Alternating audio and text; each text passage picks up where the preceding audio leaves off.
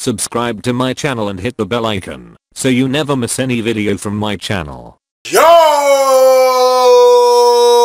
Welcome to LCameraTV. Make sure you like, subscribe, and share all cool things like Facebook and Reddit and Instagram and wherever else. And guys, don't forget to turn notifications on. I never want you guys to miss a video. You know I'm out here uploading at all times, and I don't want y'all to miss out because I'll talk about a bunch of stuff. So, I've been doing a depth chart breakdown for most of this off season, whatever. I've been, slow pacing it, whatever. But finally, we're to the position, one of the positions that matters the most, and the final position I'm gonna do is the receiver position. So I'm doing a depth chart breakdown for that. Who I think will be, the receiver number 1, receiver number 2, and the receiver number 3, and how that depth chart is gonna break out. So it's gonna be it might be a longer video. So depending on how long it is, I might break them in 2 parts again, because it's like 3 different positions. It's a few people in each position, so I got a lot to talk about. But I think I should be able to get it done in my video. So definitely a lot to talk about though.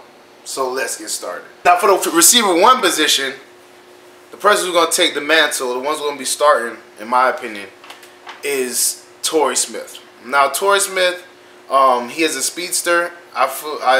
Just like Ted Ginn before him, I feel like he'll fill in that role, the vertical threat. Obviously, so people can work underneath. We need somebody to back up the defense. But reports also state that they want him to run actual routes too, which I think he can do. But his main occupation, I think, our main role will be the speedster. That's when we had our most success, that's when we had a vertical guy that can back up the defense, whatever, and Ted Ginn Jr. To blow the top off a defense. And I think Torrey Smith will be that, even though he kind of, he probably lost a step, not gonna lie. But I think he can still be that for us. And he's a veteran leader and stuff like that. So I definitely think he'll be the speedster for our team in the big, if anything, for the beginning. You know what I'm saying? That's how the depth chart is gonna fall out in the beginning. But after him, I think it'll be the second person on the, as far as the receiver 1 position, or the right side receiver, will be Damiere Byrd. Damiere Byrd last year showed that he has a tendency to be a player in this league, man. He balled out last year. He caught a touchdown and scored with his butt. He was doing his thing before he got injured. You know what I'm saying? So I definitely think Damiere Byrd is a player or whatever, even though it's gonna suck because in this receiver situation right now that we have a lot of good receivers. You know what I'm saying? And you can't keep all of them. You know what I'm saying? You can't have that much receivers on your depth chart. So, we might have to cut a good receiver, which really sucks because we've been in a bad receiver situation for a long time. But that's the name of the game. So I think Damiere Byrd will be the second person on the depth chart. And then after him will be Austin Duke. Austin Duke is a pretty good player. He's been pretty good for us in training camps and mini camps and stuff like that, whatever. He's done a little stuff in the preseason, but he's never really balled out during the regular season. But I think he'll be the third person on the depth chart. The problem is, to be honest with you, is that he's probably gonna be on the practice squad because I only see us carrying 6 receivers on the depth chart, and we don't got enough space. And I think Austin Duke is a good player, but I see us carrying 6 receivers. Any more than that will be a little bit too much. So there's gonna be a few guys that I think are primed to be an NFL receiver, but might not just get the opportunity, man, because now that our receiver stable is is better than it was in the past, and we added more players. We had 3 receivers, just this offseason: Torrey Smith, DJ Moore, and Jarius Wright. So it kind of pushes these guys out of the rotation. So Austin Duke, he's been developing well under us, but he probably is gonna be a practice squad player. And then the 4th string for the receiver 1 position, or the right receiver position, is Jamal Jones. He's probably gonna get cut. I don't think we're gonna keep that many receivers on the practice squad. I think he's gonna be cut, whatever. He's been in the league a little bit, whatever. But I don't think they want to lose Austin. If they had to choose out Austin Duke and Jamal Jones, I'm pretty sure they'll choose Austin Duke. Austin Duke been in our system a little bit longer. He knows our playbook a little bit better, and he played pretty good. He plays pretty good in the training camp and the mini camp. So I think Jamal Jones will be one of the ones that get cut. You know what I'm saying? And sometime either preseason or before that. Now for the receiver 2 position, the second receiver, whatever, or the left receiver on the depth chart, will be Devin Funchess to be starting. Devin Funchess had a great year last year, man. He had like 800 and some yards. He played the thing with Devin Funchess, he had 800 and some yards, right? But you gotta remember, in the beginning of the season, Kevin Benjamin was there, and it was taking away touches because Cam's favorite target was Kelvin. Then at the end of the year, he got a bum shoulder. But there was a period of time in the middle of that season where he became Cam Newton's favorite target, and he was fully healthy, and he was balling out, man. He easily could have a 1,000-yard season this year. I see that in his future, especially if he wants to get paid, which his contract is coming up soon. So I definitely think he wants to get paid.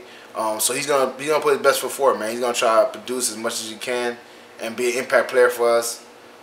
So like I said, I think Devin Funchess will be the number two receiver. Well, number 2 receiver in the sense that, he's a receiver too.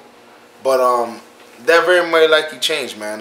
He played really well and he's very young, so they might want to move him to the receiver 1 position. But I just feel like it'll be a smart setup if we had the speedster on the right side and the bigger, more possession type receiver, because Devin Funchess is pretty fast, but he's not a speedster. He doesn't, he's not a vertical threat like that. I mean, he can do jump balls, which is very good, but it'll be better for him to do the slant plays, the underneaths, the in and outs, all that stuff, 5 and cuts and all that. While Torrey Smith brings the defense back with his vertical speed. So I think Devin Funchess will be the starting number 2 receiver. Behind him will be my man Curtis Samuel. I think Curtis Samuel, is prime. I think Curtis Samuel is prime to have a breakout year. But the problem with Curtis Samuel's situation is there's so many staples in the receiving core now that it's gonna be hard for him to get on the field. Depending if because let's say this happens, right? Torrey Smith is not producing like how he's supposed to. Now he's on a 1-year deal, I think, for worth $5 million. Who's to say they won't be like, hey, instead of using Torrey Smith, let's put Curtis Samuel. Because Curtis Samuel, don't forget, guys, he ran a 4.3 in the combine. He's been working on his receiving, his hands, whatever. He bought himself a jug machine. So I think Curtis Samuel could be a baller. I think it's going to be a breakout season for Curtis Samuel. But the opportunities are harder for him to get. So we'll see how Torrey Smith pans out. And, and maybe he might be able to transfer over to that position as a vertical threat. Because, like I said, he is fast. He can back up the defense. But for now, we're going to have him behind Devin Funchess. In the receiver 2 slot. Curtis Samuel, I think, like I said, is prime for a breakout year. But opportunities are going to be the only thing that's holding him back, man. Behind him is Fred Ross. Again, we all know Fred Ross. He's, a training camp, mini camp guy, preseason guy, never really gets on the field. Again, I don't see him getting on the field this year because, again, like I said, too many staples, man. We have too many receivers right now for him to see the rotation, whatever. He's probably gonna be on the practice squad, but he plays pretty well in the mini camp, training camp, and this is why we need these guys, because last year and just a few years recently, we'll have receivers go down and we'll have nobody to fill in their spot. It'll be Britton Burson, or it'll be Caden Clay, or all these other guys, right? And there'll be no one to fill in their spot. But now we have Austin Duke, we have Fred Ross. Fred Ross, like I said, he plays pretty good in training camp and mini camp, who can fill in those positions if an injury happens. Hopefully not, but if an injury happens, they're being able to be called up, which is a good thing. So I think he'll be on the practice squad also. I think Fred Ross is a good receiver. Just, when it's a log jam at a position, like Ron Rivera said, some good receivers are going to get snatched up. Mind you, other teams can snatch up players at your practice squad too. So we'll see if they're still around, in our practice squad, because they're good players, man. It's just not enough, opportunities for them. And then finally will be Bug Howard. Bug Howard is a 6'4" receiver, whatever. He'll bounce around the league a little bit. I don't see him being on the team. If anything, he'll be on the practice squad, because let's be honest, man. He's a bigger receiver. I don't really see him being on the team, whatever, because like I said, man, we don't got the spots. So I see him being cut.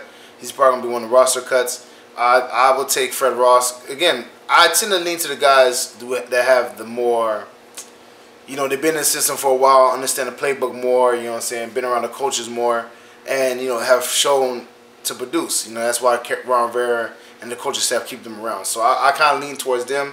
Now, don't get me wrong, Buck Howard has opportunity, but, I don't know, man. I have to lean towards Fred Ross on this one. And last but not least, for the receiver 3 position, which is also called the slot position, the person I think that will be starting on the depth chart in that position is my man DJ Moore, man. There's no way I see the Carolina Panthers use the #1 pick on a receiver and he doesn't get, you know what I'm saying, to start, or it's just massive playing time. I think he'll be the #3 receiver on the depth chart, the starting receiver 3 or slot receiver on the depth chart. And I definitely think he has the capacity to go past that, man. If you see his highlights, he's great at running after catch. You know, you know what I'm saying, he has good hands. He's very good at route running. So I wouldn't be surprised. And he's stocky, so like he can go across the middle and get hit. Unlike, you know, a Curtis Samuel or a Demir Bird, who got injured when they went across the middle. You know what I'm saying? Because of, you know, the big hits. So I think DJ Moore will be able to take it. I think he'll be able to, you know, flourish in the slot, whatever. And like I said, because of his skill set, he might be able to move further on, which I think he might be. Like I said before, I think he's going to have Odell Beckham type impact for our team as far as, you know what I'm saying, receiving ability, you know what I'm saying, run after catch, blowing the top. Because my thing is that, like, we didn't really have players that can catch the ball and take off. You know what I'm saying? We have players that can go deep and then catch a long ball. We have players that, you know, can catch a contested catch. But when you have a player that can catch it, break a few tackles, and take it to the house, you know what I'm saying? Which I think DJ Moore can be. So I think that'll be really beneficial for us. Behind him, I think it'll be Jarius Wright. Now, mind you, this is how I see it, right? I feel like if we have two receivers at each position, which is receiver 1 position, you have Torrey Smith and Demir Bird. The receiver 2 position, you got Devin Funchess and Curtis Samuel. And the receiver 3 position, you got DJ Moore and Jarius Wright. That's already 6 receivers on the depth chart, man. And I already know Ron Rivera said we're going to have to let go of some pretty good receivers. So I'm looking at it, man, you know what I'm saying, depending on how training camp goes, I'm thinking that the Carolina Panthers might have the, you know what I'm saying, jettison, especially if the younger players get it, they might get rid of, you know what I'm saying, one of the older players, like either Jarius Wright or Torrey Smith. We'll see how that breaks down, whatever, because my thing is, you know, if they can, you know what I'm saying, I'm pretty sure they want to start from a new regime. Jarius Wright knows the playbook the best because he played with North Turner for a few years. But, you know what I'm saying, I don't see him being, like, I think DJ Moore is definitely going to start. And I just see him being more of a mentor role. So we'll see how that plays out, man. Hopefully one of the baller receivers that we got, you know what I'm saying, young receivers doesn't get cut and let somebody else pick him up, all right? But after him will be Mo Frazier. You know what I'm saying? Mo Frazier, like I said, very good training camp, mini camp guy, you know what I'm saying, preseason guy, whatever, but he will not make the team. You know what I'm saying? He'll be a practice squad guy too, in my opinion. You know what I'm saying? There's just nothing else we could do for him. And after him will be Rashad Bailey. That guy's going to get cut. You know what I'm saying? Rashad Bailey's going to get cut. You know what I'm saying? Mo Frazier, like I said, I'm leaning towards him. He knows the system. He knows the coaches. And Mo Frazier plays really good. Like, I ain't going to lie, man. I'll be seeing highlights with Mo Frazier and all that stuff. They always talk, you know, rave about these 3 guys, Austin Duke, Fred Ross, and Mo Frazier. And training camp, I hear about them a lot. So I definitely think those 3 are the, you know, the ones, the staples that are going to be on the practice squad. So if anything happens, we'll call them up. But like I said, man, Jarius Wright, Torrey Smith, I think one of them guys might not make it to the regular season, because at the end of the day, man, you know, we have a lot of receivers in our stable, and at some point we have to let some go. Demir Bird, I don't think we'll let him go, because obviously, like I said, you know, he's been in our system for a while. He showed that he could play. And I think another team will scoop him up quick. You know what I'm saying? If anything, we'll have to trade him.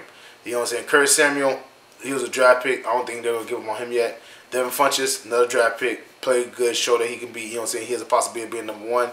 I don't think they'll give him on him. DJ Moore just drafted him. I definitely don't see that happening.